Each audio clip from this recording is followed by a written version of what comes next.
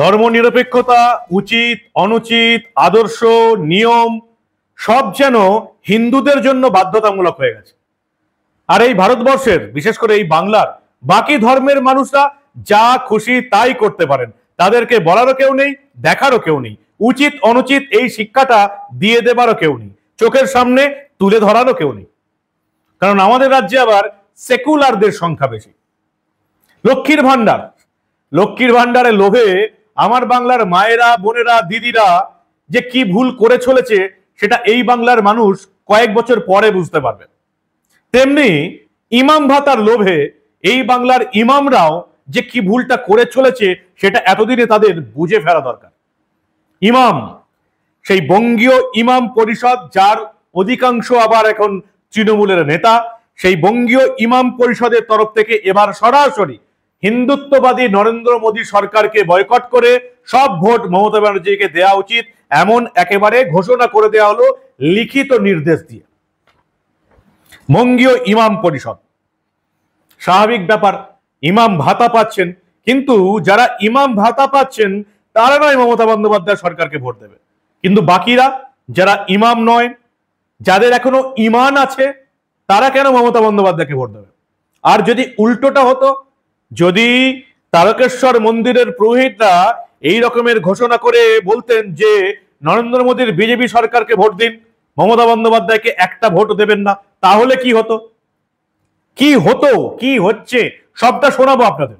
এই গুরুত্বপূর্ণ প্রতিবেদন শেষ অবধি দেখুন। আমি মানব, দা নিউজ বাংলায় আপনাদের স্বাগত জানাচ্ছি।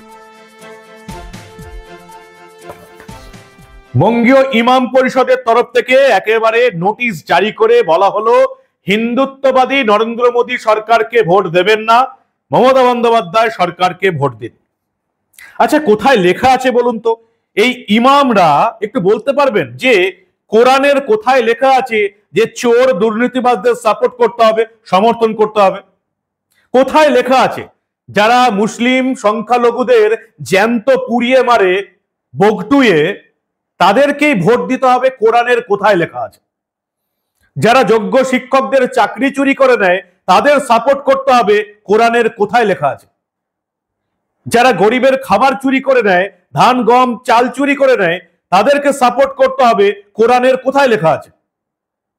বগটুই, বীরভূম, মনে আছে আপনাদের? সংখ্যালঘু কয়েকটা পরিবারের বাড়ির ছিটকিনি তুলে দিয়ে পুড়িয়ে মারা হয়েছিল। কারা মেরেছিল? তারাও সংখ্যালঘু, তৃণমূলের সাপোর্টার।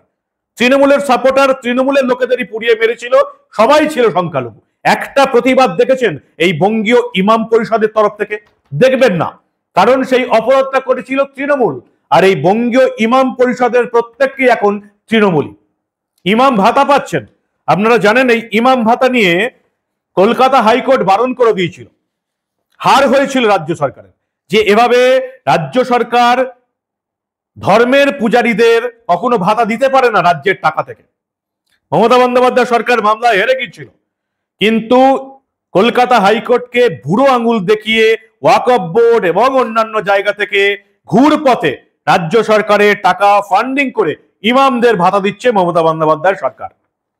পুরোহিতদেরও ভাতা দেওয়ার ব্যবস্থা করেছে, সেটাও বেআইনি, কারণ রাজ্য সরকারের উচিত নয় কোনো ধর্মকে বাহবা দেওয়া। বঙ্গীয় ইমাম পরিষদ পরিষ্কার লোকলজ্জার সবকিছু ভয় তুচ্ছ করে প্রেস বিজ্ঞপ্তি দিয়ে জানিয়ে দিল। কি জানাচ্ছে তারা?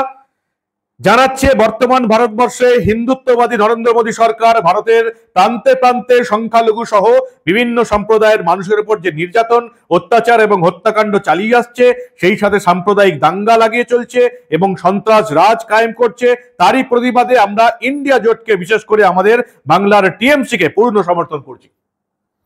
আর বগটুয়ে যে মুসলিমদের পুড়িয়ে মারা হলো, তার বেলা যোগ্য শিক্ষকদের চাকরি চুরি গেল, সেখানে তো অনেক মুসলমান ভাই বোনও আছে, তারাও তো বসে আছে মাতঙ্গিনী হাজরা মূর্তির নিচে।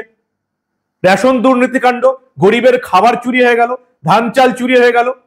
এই চাল চুরি, চাল গম যাদের কাছে যাওয়ার কথা ছিল, তাদের মধ্যে মুসলিম ধর্মাবলম্বীরাও তো ছিলেন। কোরআনের কোথায় লেখা আছে যে চোরদের সাপোর্ট করতে হবে? তাই ইমামরা নিজেদের ইমান বেচে আজকে মমতা বন্দ্যোপাধ্যায় তৃণমূল কংগ্রেসকে সাপোর্ট করার কথা একেবারে প্রকাশ্যে ঘোষণা করছেন। আচ্ছা, যদি উল্টোটা হতো, মনে করুন তারকেশ্বর মন্দিরের পুরোহিতরা নোটিশ জারি করে বললেন যে হিন্দুত্ববাদী নরেন্দ্র মোদী সরকারকে ভোট দিতে হবে, তোষণকারী মমতা বন্দ্যোপাধ্যায় সরকারকে একটি ভোটও নয়। তাহলে কেমন হতো? যদি বেলুর মঠ থেকে ঘোষণা করা হতো হিন্দুত্ববাদী নরেন্দ্র মোদী সরকারকে ভোট দিন, আপনারা সবাই ভোট দিন, তোষণকারী মমতা বন্দ্যোপাধ্যায়কে একটা ভোটও দেবেন না, তাহলে কেমন হতো? রামকৃষ্ণ মঠ ও মিশন থেকে যদি ঘোষণা করা হতো, তারাপীঠ মন্দিরের পুরোহিতরা যদি ঘোষণা করতেন যে হিন্দুত্ববাদী নরেন্দ্র মোদী সরকারকে ভোট দিন, মমতা বন্দ্যোপাধ্যায়কে একটি ভোটও দেবেন না, তাহলে কি হতো?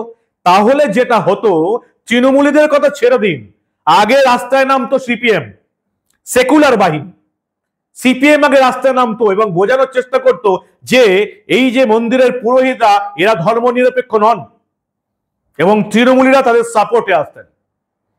হিন্দুরা, হিন্দু পুরোহিত বা হিন্দু কোনো সংগঠন যদি বলে হিন্দুত্ববাদী নরেন্দ্র মোদীকে ভোট দিন, তোষণকারী মমতা বন্দ্যোপাধ্যায়কে ভোট দেবেন না, তাহলে সেটা হয়ে যেত ধর্মনিরপেক্ষতার বিরুদ্ধে, সেটা বেআইনি হয়ে যেত, আদর্শের পরিপন্থী হয়ে যেত।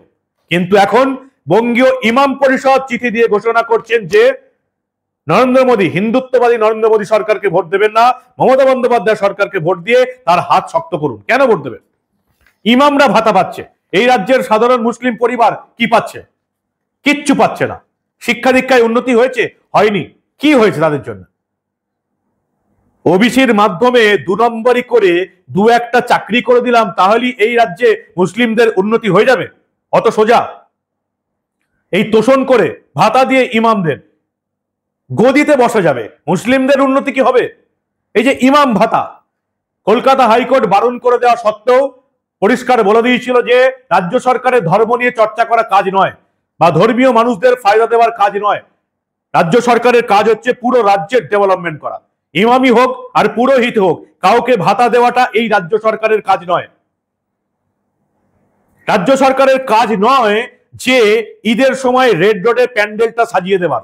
আমাদের উন্নয়নের টাকায় রেড রোডে ঈদের যে প্যান্ডেল হয় সেটা একেবারে অন্যায় কাজ। সেই সঙ্গে এটাও অন্যায় কাজ, এই যে পুজোয় উদ্যোক্তাদের প্রত্যেকটা পুজোকে, কয়েক হাজার পুজোকে 75,000 টাকা করে দেওয়া হচ্ছে, এটাও অন্যায় কাজ। রাজ্য সরকারের মানুষের ট্যাক্সের টাকায়, মানুষের উন্নয়নের টাকায় ধর্মীয় কাউকে সাহায্য করাটা রাজ্য সরকারের কাজ নয়। হিন্দু, মুসলমান, শিখ, খ্রিস্টান, পার্সি সবার জন্য এই রাজ্যের উন্নতি করাটা রাজ্য সরকারের কাজ। আমি শুধু ইমাম ভাতা দিলাম, তোষণ করলাম, পুরোহিত ভাতা দিলাম, তোষণ করছি, আর এর মাধ্যমে আমি আমার গদি বজায় রাখছি। আমরা বাংলার মানুষ কবে এই মূর্খের স্বর্গ থেকে বেরিয়ে আসতে পারবো? ইমামরা ইমাম ভাতার লোভে নিজেদের ইমান বেচে রাজ্যের সমস্ত সংখ্যালঘু মানুষকে, সমস্ত মুসলিম ধর্মের মানুষকে আবার ভুল বোঝানোর চেষ্টা করছেন।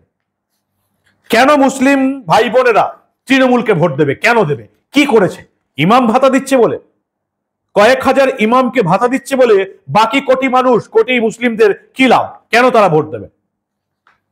আর যেটার জন্য এই প্রতিবেদন আমি শুরু করেছিলাম, ঠিক এই কাগজ যদি তারাপীঠ মন্দির থেকে বেরোতো, যদি তারকেশ্বর মন্দির থেকে বেরোতো, যদি বেলুর মঠ থেকে বেরোতো, যদি রামকৃষ্ণ মঠ ও মিশন থেকে বেরোতো, তাহলে কি হতো? তাহলে এতক্ষণ আন্দোলন শুরু হয়ে যেত সিপিএম এবং তৃণমূলের, যে হিন্দুরা ধর্মনিরপেক্ষ নয়, আর বঙ্গীয় ইমাম পরিষদ ইমাম ভাতার লোভে নিজেদের ইমান বেচে রাজ্যের মুসলিম ভাই বোনেদের তৃণমূলকে ভোট দেবার কথা ঘোষণা করছে। কেন হবে? ইমাম ভাতার লোভে। ইমাম ভাতার লোভে রাজ্যের বাকি সংখ্যালঘু ভাই বোনেরা কেন তৃণমূলকে ভোট দেবে? এই তৃণমূল বগটুয়ে মুসলিম ভাই বোনেদের শিশুকে পর্যন্ত পুড়িয়ে মেরেছিল। এই যে বাড়ি ভেঙে পড়লো, বেশ কয়েকজন মুসলিম পরিবার মারা গেল, কাদের জন্য মারা গেল? তৃণমূল নেতাদের তোলা তোলার জন্য। তাদেরকে ভোট দিতে হবে? কোথায় লেখা আছে? ইমামরা একটু বলবেন যে কোরআনের কোথায় লেখা আছে চোর দুর্নীতিবাজ সরকারকে ভোট দিতে হবে? কোথায় লেখা আছে যোগ্য শিক্ষকদের, চাকরি চোরদের ভোট দিতে হবে? কোথায় লেখা আছে যে যারা গরিবের খাবার চুরি করে তাদেরকে ভোট দিতে হবে? ইমাম সাহেব, আপনাদের ইমান কোথায় গেল? মুসলমান, মুসল ই ইমান, অর্থাৎ যে কোনো সমস্যায়, যে কোনো মুহূর্তে, যে কোনো পদক্ষেপে যাদের ইমান ঠিক থাকবে তারাই মুসলমান। এই ইমাম সাহেব যারা তৃণমূলকে ভোট দেবার জন্য লিখিত নির্দেশ জারি করলেন বাকি সংখ্যালঘু মুসলিমদের জন্য, তাদের ইমান আদৌ আছে তো? এটাই এখন আজকের দিনের সবচেয়ে বড় প্রশ্ন। আপনারা কি বলেন? বিশেষ করে আমার সংখ্যালঘু ভাই বোনেরা যদি এই প্রতিবেদন দেখে থাকেন, আপনারা কি বলেন? বঙ্গীয় ইমাম পরিষদ আপনাদের তৃণমূলকে ভোট দেওয়ার জন্য বাধ্য করছে, ঠিক করছে না ভুল করছে? আপনাদের গুরুত্বপূর্ণ এবং মূল্যবান মতামত জানান দা নিউজ বাংলার কমেন্ট সেকশনে। আর দেখতে থাকুন দা নিউজ বাংলা। আমরা আবার এই ধরনের প্রতিবেদন, এই বাংলার কোন মেইনস্ট্রিম মিডিয়ায় যেটা পাবেন না, সেই ধরনের প্রতিবেদন চেপে রাখতে দেব না।